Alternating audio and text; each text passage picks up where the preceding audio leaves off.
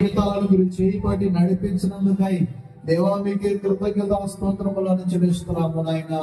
ప్రభు సన్నిధిలో మరొకసారి మనందరి హృదయాలను స్థిరపరచుకుంటూ ప్రభుతో మాట్లాడదాం. అందరం కూడా ప్రభుతో మాట్లాడదాం.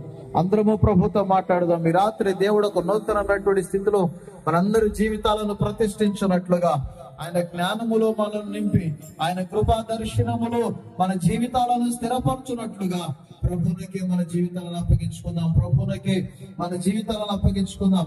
ప్రభువునికి మన జీవితాలను అప్పగించుకుందాం. ప్రభువునికి